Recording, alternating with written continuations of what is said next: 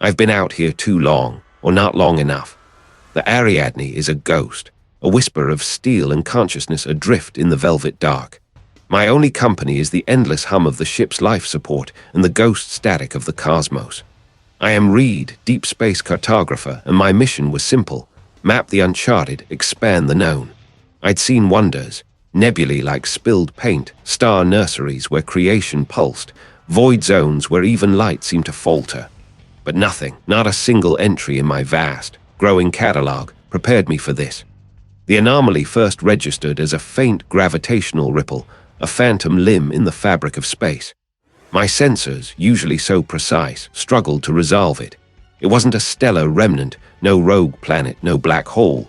It was a presence, an impassable mass that seemed to defy conventional physics. I spent 3 cycles calibrating, recalibrating, convinced it was a systemic error, a glitch in the Ariadne's aging diagnostics. But the ripple persisted, growing stronger, more defined. My scientific curiosity, a fire that had driven me through countless solitary voyages, flared into a consuming inferno. I adjusted the Ariadne's trajectory, nudging her towards the source. The journey took weeks, each passing light year deepening the sense of profound isolation.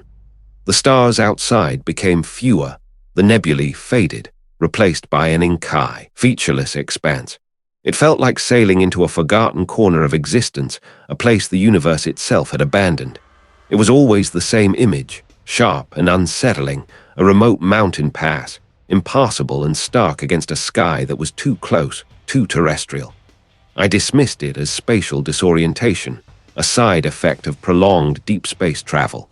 My determination to reach the anomaly overshadowed these fleeting disturbances.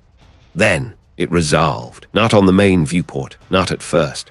My long-range optical arrays picked it up, a colossal silhouette against the backdrop of the cosmic microwave background.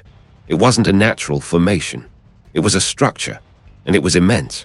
Spanning hundreds of kilometers, it defied every geometric principle I knew. Its angles shifted, its surfaces seemed to fold in on themselves, creating impassable perspectives. It was a non-Euclidean nightmare rendered in an unknown, obsidian-like material that absorbed light rather than reflecting it, making it appear as a tear in the fabric of space itself. My breath hitched. This wasn't just old, it was ancient. Older than any star in this sector, perhaps older than the galaxy itself. My scientific training screamed for data. I engaged every scanner, every sensor, every spectral analyzer that Ariadne possessed. The structure didn't just exist, it hummed. And then, the signal. It wasn't random static, not the predictable pulse of a pulsar, nor the dying gasp of a supernova. It was complex, intricate, a cascade of modulated frequencies that defied classification. My comms officer training kicked in, overriding the cartographer's awe. This was intelligence, an intentional broadcast. I set up a dedicated receiver, filtering out the background noise of the universe. The signal flooded my console, a flood of information that felt less like data and more like a presence. It was layered, dense, far beyond any known encryption or communication protocol. My processors whirred, struggling to parse the sheer volume of it.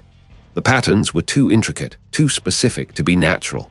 This was a language, a message, and it was directed outwards, perhaps for eons waiting. The air in the cockpit grew heavy, charged with an invisible energy. I felt a prickle on my skin, a subtle vibration in my teeth.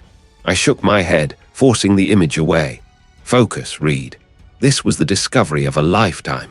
My fingers flew across the holographic interface, attempting to isolate individual frequencies, to find a repeating sequence, a Rosetta Stone within the cosmic babble. The signal was not just transmitting, it was imprinting.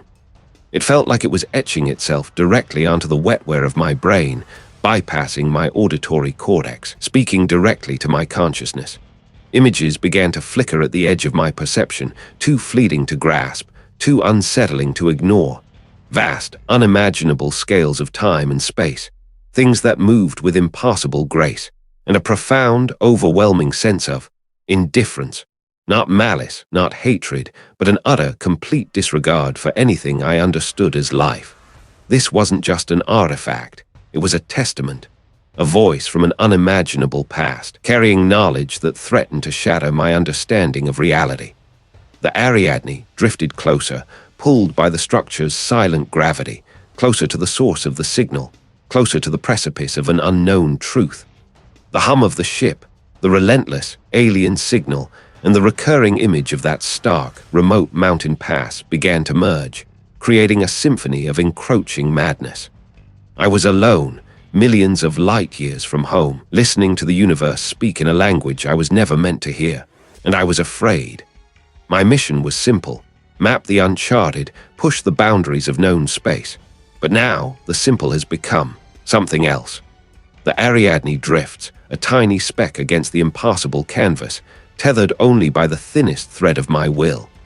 I leaned into the console, the cool synth steel pressing against my forehead, the glow of the main display reflecting in my eyes. Hours had blurred into a single, intense focus since I first detected the signal. My fingers, accustomed to the precise movements of a cartographer, danced across the holographic interface, sifting through the flood of data. The initial excitement, a potent cocktail of scientific curiosity and the thrill of discovery, still buzzed beneath my skin. This was it.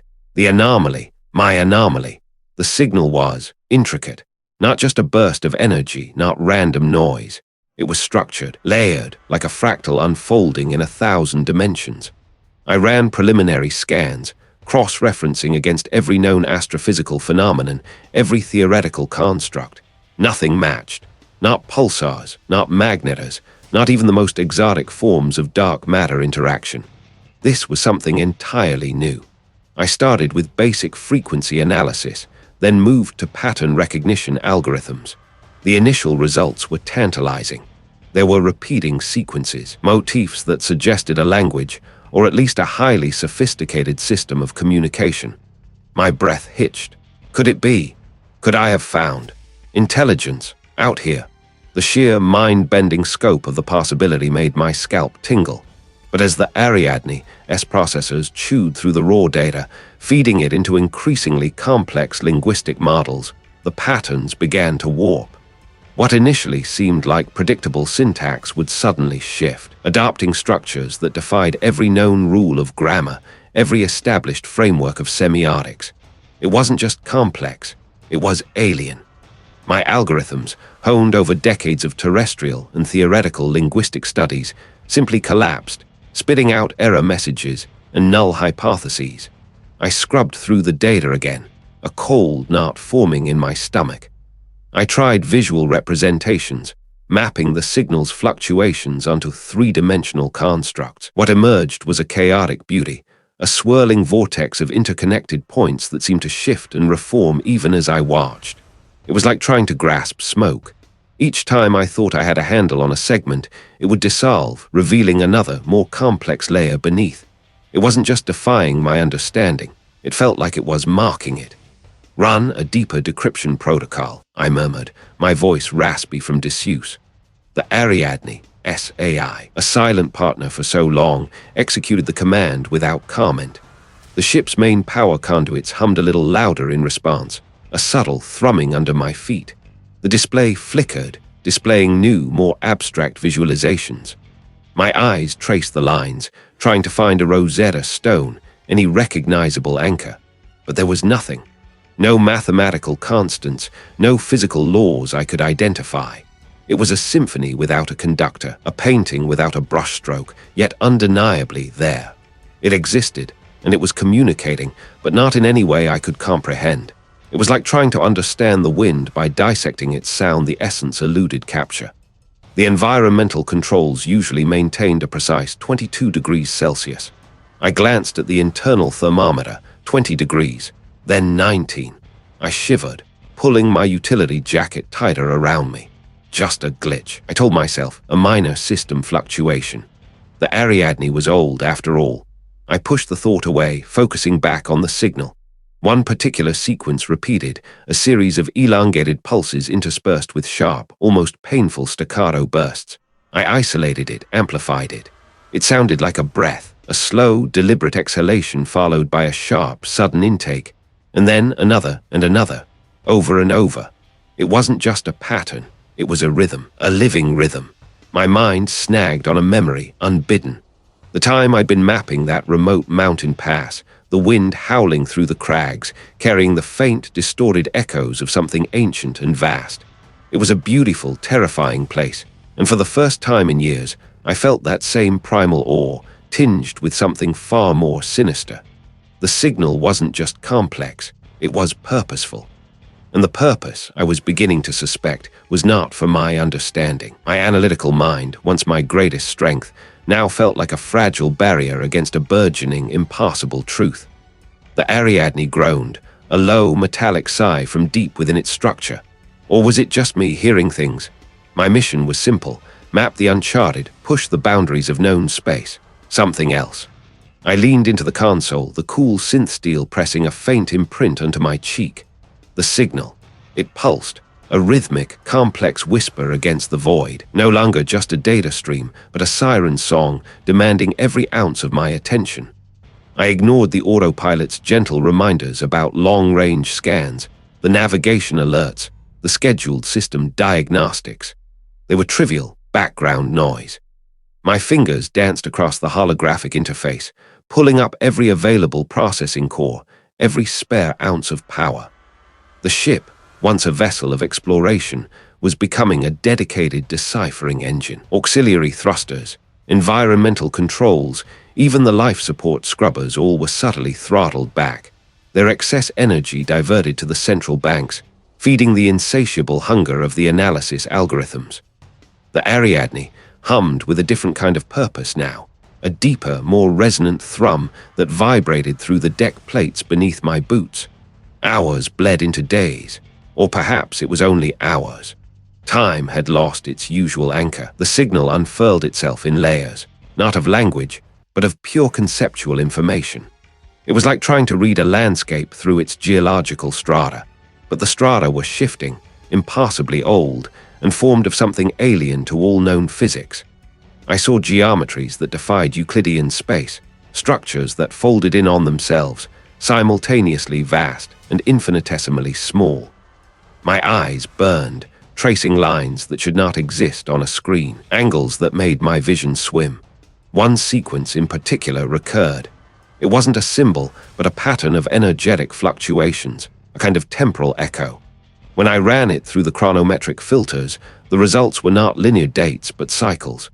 Endless, repeating cycles, like a cosmic breath in and out, spanning eons. Each inhalation was creation, each exhalation oblivion. And within those cycles, humanity, my entire species, was less than a dust mote's flicker, an inconvenient anomaly in a vast, indifferent rhythm. The realization settled in my gut like a stone, cold and heavy. We weren't special. We were just a brief disturbance. My vision blurred. The console's sharp, clean lines wavered, replaced for a fleeting instant by the jagged silhouette of a mountain peak, its summit wreathed in mist. I was standing on a narrow ledge, high in a remote mountain pass, the air biting and crisp. A single, winding track, barely visible, snaked through the pass. I could almost hear the crunch of gravel underfoot, the distant cry of a hawk. Then, with a lurch, the illusion snapped. I was back on the Ariadne, my hands still hovering over the holographic interface, the faint hum of the ship a stark contrast to the phantom wind. My head throbbed. I must have dozed, my mind conjuring vivid, impassable landscapes from half-forgotten memories. I hadn't seen a mountain in years, not since I left the home world. My eyelids felt like sandpaper, gritty and heavy. Sleep. The concept felt distant, irrelevant.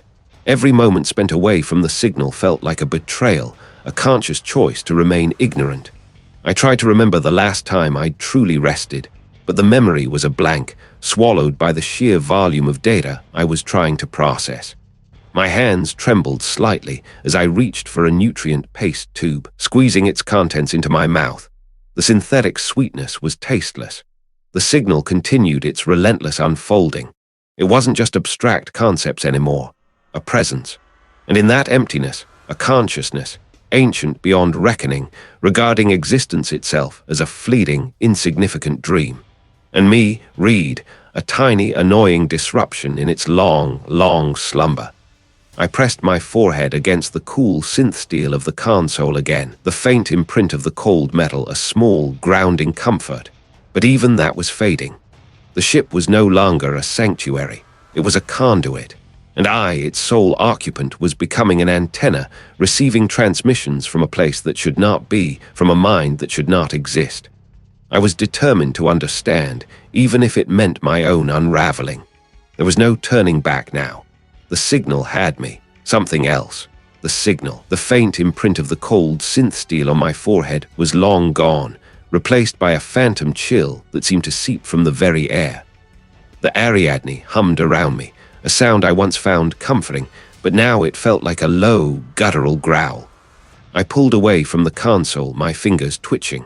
The last transmission had left a residue, a faint echo in the hollows of my skull. It wasn't just data anymore. It was a presence. A soft, scraping sound came from the aft bulkhead, then another closer. I spun, my vision blurring at the edges, a brief, shimmering distortion like heat haze over a desert road. Nothing, just the pristine, sterile lines of the corridor. My breath hitched. Ariadne, I mumbled, the name feeling foreign on my tongue. The ship didn't respond, of course. It was a machine. A complex, magnificent machine, but a machine nonetheless. Yet the scraping intensified, accompanied by a low, mournful groan that vibrated through the deck plates beneath my feet. It wasn't a structural stress groan. It was too organic, too deliberate. I moved to the nearest diagnostic panel, my hands fumbling with the interface. The screen flickered, displaying garbled telemetry, then resolved into a schematic of the ship's atmospheric processors. Everything read nominal, but the air felt heavy, thick with an unspoken word. Then I heard it distinctly. A voice. Not a voice, not exactly, but a confluence of sounds static. The groan of stressed metal, the scraping and something else. Something like wind whistling through a narrow crevice. It spoke my name. Reid. My muscles tightened, seizing, a sudden electric jolt shooting through my spine. I gripped the console grip tight. It was everywhere and nowhere. I stumbled back, my gaze sweeping the bridge. The distant nebula, which had been a constant, beautiful backdrop, rippled like disturbed water. The ship was changing, or I was. I pressed my palms against my temples, trying to push the sound out to clear the static in my mind. They spoke of vastness, of time, of endings. They spoke of me. My eyes fell on the primary navigation console. The ship's trajectory, our current position in this uncharted sector, was displayed with meticulous precision. But as I stared, the star map began to shift. In its place, projected onto the view screen, was not the vacuum of space, but a landscape I knew yet could not place. Jagged peaks, sharp as ancient teeth, clawed at a bruised, purple sky. Patches of stubborn, wind-stunted pines clung to sheer rock faces. A narrow, winding path, barely a goat trail, snaked precariously along a precipice. It was a remote mountain pass, desolate and unforgiving. The air in the bridge seemed to drop several degrees, and I could almost feel the bite of the thin, high-altitude wind on my cheeks. The scent of pine and damp earth, impossible in the sealed environment of the Ariadne, filled my nostrils. This was not real. It couldn't be. I gripped the edge of the console, my fingers digging into the cool synth steel. They were like thoughts not fully formed, or thoughts too vast for my mind to grasp. Dream, fleeting, anomaly. I stared at the hallucination of the remote mountain pass. The wind howled through it, a sound that now mirrored the mechanical groan of the Ariadne S-Life support system. There was the ship projecting this. There was the signal using my own memories, my own fears against me. Or had the ship itself become sentient? A sudden, violent shudder ran through the Ariadne, rattling the consoles, throwing me off balance. I stumbled, catching myself on a chair. The lights dimmed, then brightened again, erratically. The emergency alarms remained silent, yet the ship felt like it was tearing itself apart from the inside. "What do you want?" I shouted, my voice raw, echoing in the confined space. The image of the remote mountain pass solidified, becoming more real than the bridge around me. I could almost feel the sharp gravel under my boots, the dizzying drop into the chasm below. It felt like a response. It felt like the ship was breathing. The realization hit me with the force of a physical blow. This wasn't just a signal I was deciphering. This wasn't just a data anomaly. The Ariadne wasn't just a conduit. It was a vessel, yes, but it was also a host. It was inhabiting. It was using the ship's systems, its very structure, to communicate, to speak. And I, its sole occupant, was trapped within its newly animated shell, listening.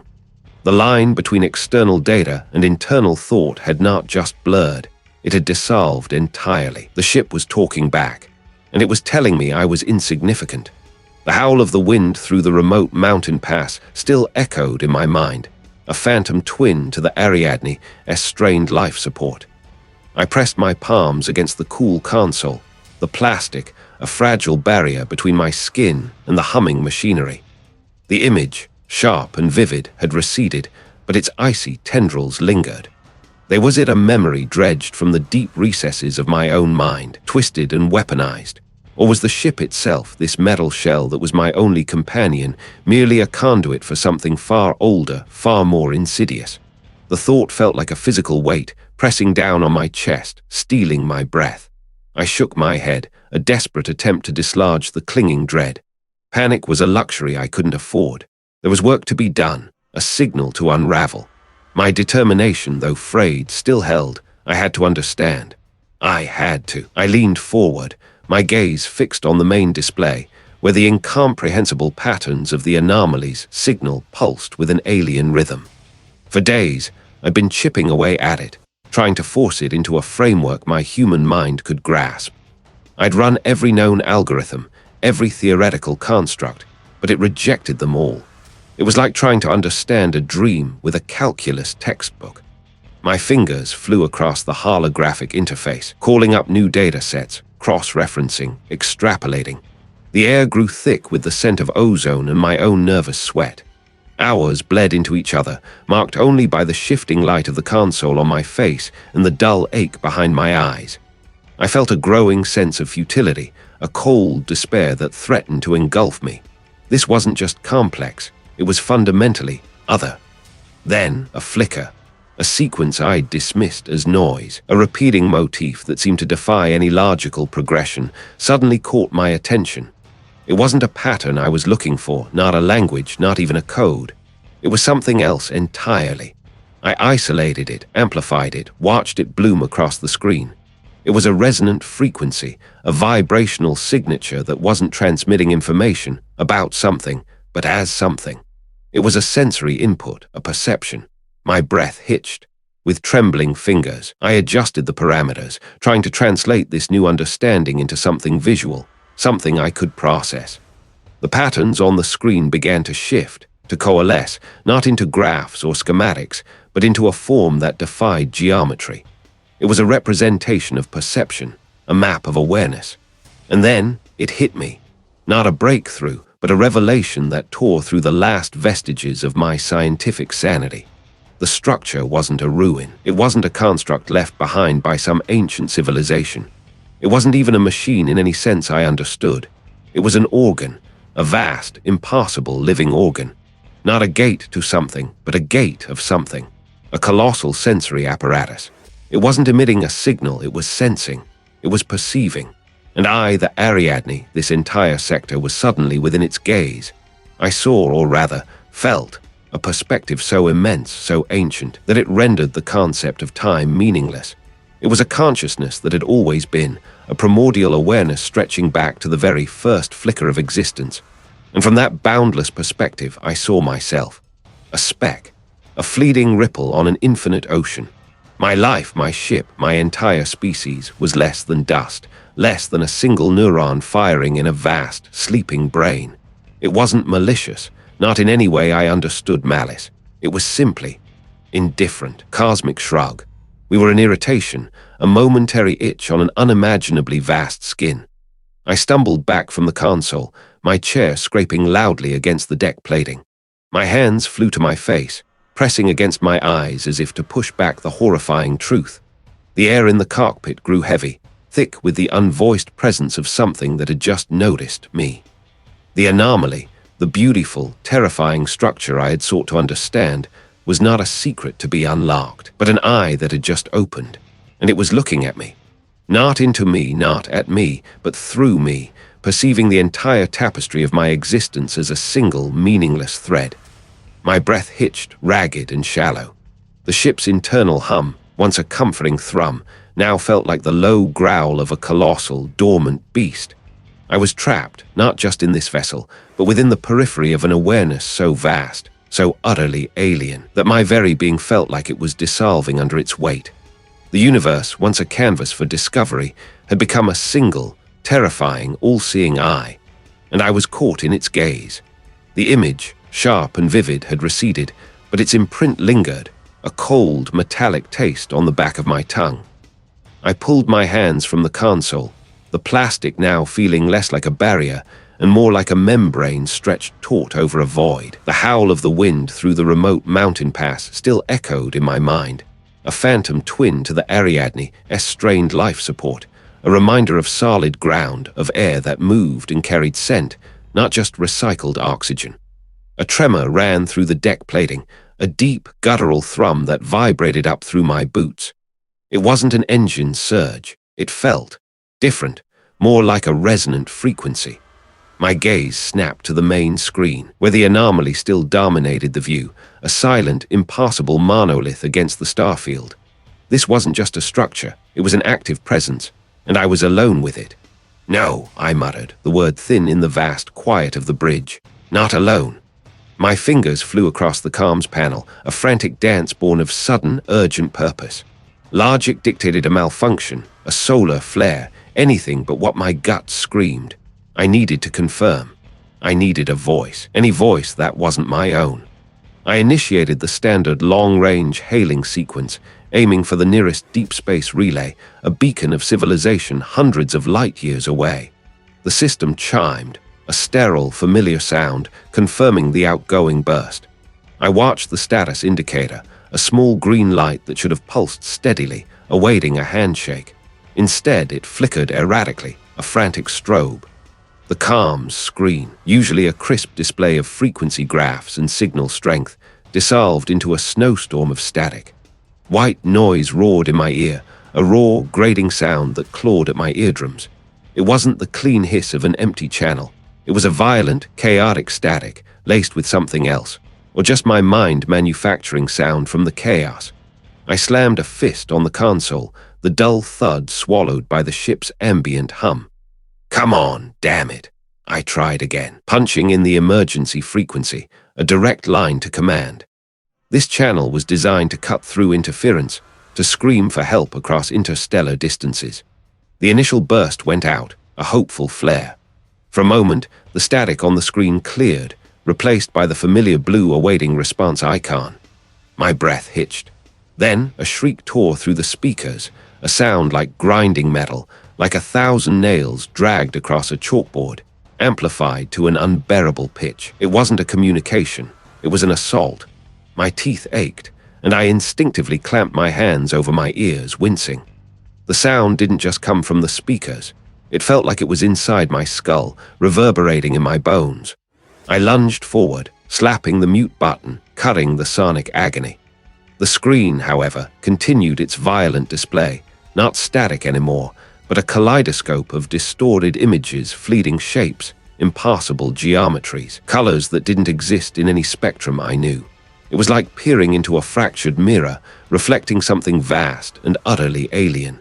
My hands trembled as I tried another protocol, then another. I cycled through every emergency frequency, every long-range channel, every short-burst data link. The comms panel felt hot under my touch, almost alive, rejecting my attempts, marking my desperation. It pressed in, thick and suffocating. The Ariadne, once my sanctuary, now felt like a lead coffin adrift in an infinite black sea. There was no one. No command officer, no technician, no distant voice. Just me and the impassable structure outside watching. It wasn't just equipment failure. It wasn't solar interference. The timing was too precise, the nature of the interference too intelligent. That shriek, those impassable visuals, they weren't random noise. They were a deliberate barrier. It was actively interfering. The thought solidified, hard and sharp in my mind. The entity, the consciousness, whatever it was that inhabited that monstrous structure, it knew. It knew I was trying to reach out, and it had cut me off. It wanted me isolated. The remote mountain pass, the memory of its biting wind and solid rock, felt impossibly distant now, a dream from another life. There was no escape, no relief. Just the vast, indifferent cosmos and the malevolent intelligence that had found me. I was a fly caught in a web, and the weaver had just snipped the last thread holding me to the world. The long-range hailing sequence concluded with a sigh of static, a sound both empty and pregnant with absence. My fingers, still hovering over the comms panel, felt cold, disconnected. I had aimed for the nearest known research outpost, a dart on the charts hundreds of light years away, a point of contact that now felt like a desperate, childish prayer whispered into a hurricane. There was no reply. Nothing but the Ariadne's own hum, a constant low thrum that had begun to feel less like machinery and more like a heartbeat, or perhaps a slow, deliberate breath. The silence that followed wasn't just the absence of sound. It was a presence, heavy and vast. It pressed in, filling the spaces between the bulkheads, making the air thick and difficult to draw. My vision blurred for a moment, the diagnostic readouts on the console rippling like disturbed water. I blinked, rubbing at my eyes, a familiar ache blooming behind them. Fatigue, that was it. Just profound, bone-deep fatigue. I pushed myself away from the console, intending to head for the galley, to force down something, anything. But as I turned, the corridor ahead seemed to stretch, elongating into a perspective that defied the ship's schematics. The metallic panels on the walls no longer gleamed with their usual artificial light. Instead, they shimmered with a dull, stratified gray, like ancient rock faces carved by wind and time. I could almost taste the dust, the dry, mineral tang of exposed earth. My boots, usually solid against the deck plating, felt like they were crunching over loose scree. I took a hesitant step, then another. The corridor was gone. I was standing on a narrow, perilous path, the ground sloping steeply away to my left, a sheer, unyielding wall of stone rising to my right. Peaks, jagged and unforgiving, clawed at that impassable sky. A wave of nausea washed over me. I clamped a hand over my mouth, the metallic taste of fear coating my tongue. This wasn't right. I was on the Ariadne. I was in the main corridor, just outside the bridge, subtly different. The stone wall to my right now had panels of brushed steel embedded in it, their edges glowing with a faint, pulsing light that mimicked the Ariadne's emergency lighting. To my left, where the drop had been, transparent barrier shimmered, beyond which stretched the infinite, star-dusted blackness of deep space. The two realities were bleeding into each other, an impassable superposition.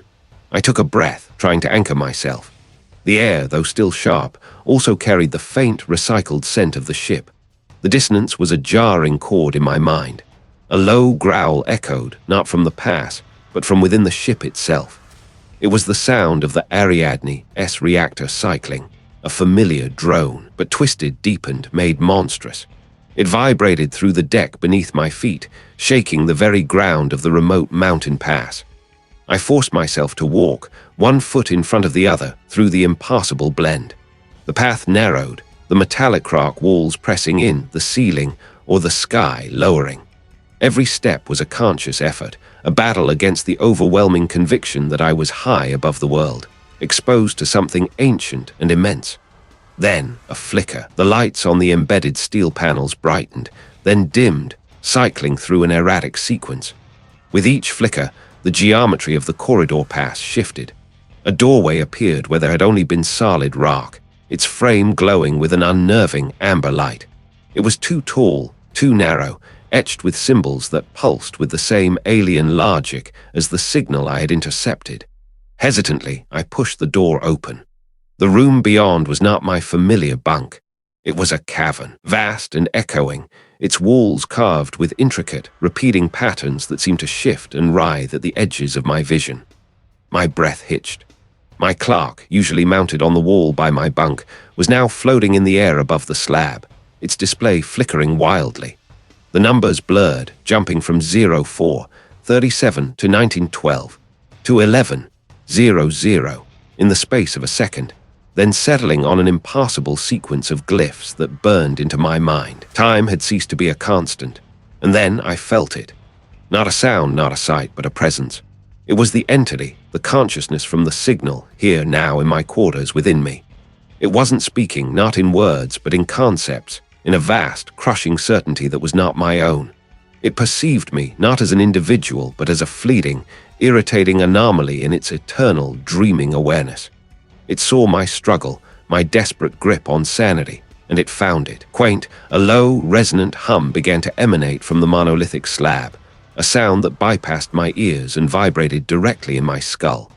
It was the sound of its thought, its being, and it was immense, ancient, and utterly indifferent. The cavern walls, the shifting glyphs, the impassable clock, they were all extensions of its will, its perception. My reality was no longer my own. It was a canvas for its dream, and I was merely a brushstroke, smudged and fading. I stumbled backward, hitting the doorframe, the cold metal rock jarring my shoulder. I needed to get out. I needed to find solid ground, solid time, solid me. But where could I go when the ship itself, and my own mind, had become the remote mountain pass of its infinite, terrifying consciousness? My determination, once a burning ember, now felt like ash, scattered by an unseen, cosmic wind. To my left, where the drop had been, a translucent barrier now shimmered, revealing not the chasm, but the silent, star-dusted void of deep space. My breath hitched, a dry, rasping sound in the impossibly still air. The remote mountain pass was a shattered mirror, reflecting two realities at once. The rough-hewn rock under my boots felt real, yet the air tasted of recycled oxygen, thin and metallic. My hand, when I raised it, trembled, the skin a familiar canvas of small scars. But the light glinting off my wedding band seemed to pulse with the same faint, emergency glow as the steel panels. My wedding band. Had I ever worn one? A sound not heard but felt resonated through the stone and steel, a low, sustained hum that vibrated in my teeth, in my very bones. It was the signal, but amplified, distilled, no longer a coded message, but a raw, unshielded broadcast directly into the core of my being. It carried images, impressions, a torrential downpour of alien data that threatened to scour my mind clean. I saw them then, not as flickering projections, but as fully formed realities superimposed over the mountain pass. Towering spires of light, structures that defied gravity and reason, rising from verdant plains. A civilization, vibrant and complex, its inhabitants forms utterly alien, yet infused with recognizable purpose, constructing, creating, striving. I felt their collective joy, their triumphs, a brief, dazzling spark in the cosmic dark. Then the hum intensified, and the spires began to crumble, not from war or natural disaster, but from an unseen, inexorable pressure. Another vision layered over the first. Oceans of liquid light, sentient beings communicating through bioluminescent patterns, their consciousnesses a vast, interconnected tapestry. They navigated stellar nurseries, their forms shifting, adapting, a testament to resilience. But the hum pulsed again, a deeper, more resonant thrum, and the oceans of light began to dim, the patterns fading, the tapestry unraveling thread by thread. Not dying, no, merely withdrawing. These weren't isolated incidents. They were a parade, an endless procession of glories and annihilations. Civilizations of crystal, of gas, of pure thought, each rising, blooming with the fierce fire of existence, only to be consumed. Not by violence, but by a process as natural and inevitable as a tide receding. A cosmic metabolism. The entity wasn't destroying them. It was simply processing, ingesting, reclaiming. My own memories began to fray at the edges. I tried to anchor myself. My research, the Ariadne, the meticulous charting of deep space. My colleague, the one who'd always scoffed at my fringe theories, his face a blurred photograph now. What was his name? Had I ever had a colleague? Had I even been a cartographer? The details of my life, once so solid, felt like sand slipping through my fingers, dissolving into the grand, terrifying narrative unfolding before me. I remembered the quiet hum of the Ariadne's life support, the scent of ozone and recycled air. A comfort once. Now, it was just another echo of a fleeting construct. I remembered a conversation with a parent, a moment of shared laughter under a familiar, pale sky. But the sky in my memory began to warp, the pale blue replaced by the swirling nebulae of a dying galaxy, and the laughter became a thin, reedy sound, insignificant against the cosmic groan of collapsing stars.